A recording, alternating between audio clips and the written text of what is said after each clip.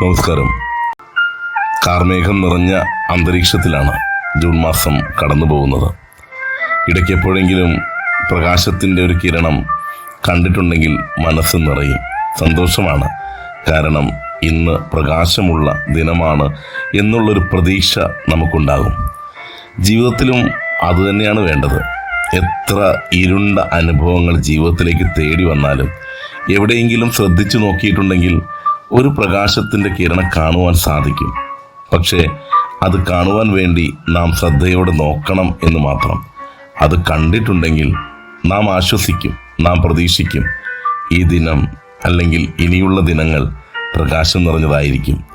അതൊരു പ്രതീക്ഷയാണ്. ശ്രദ്ധിച്ചു നോക്കിയാൽ മാത്രം കാണാൻ സാധിക്കുന്ന ഒരു പ്രതീക്ഷ.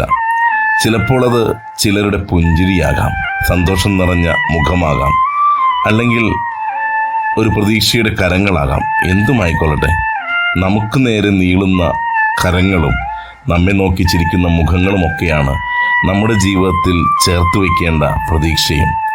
ആ പ്രതീക്ഷ അണയാതെ നോക്കിയിട്ടുണ്ടെങ്കിൽ ജീവിതം വെളിച്ചം നിറഞ്ഞതായിരിക്കും. ജീവിതയാത്രയിൽ വഴിയും പ്രകാശം നിറഞ്ഞതായിരിക്കും. പ്രതീക്ഷ അണയാതിരിക്കട്ടെ. ഈ ദിനവും നല്ലതാണ്. ആസ്വദിക്കാം. നേരുന്നു ശുഭദിനം.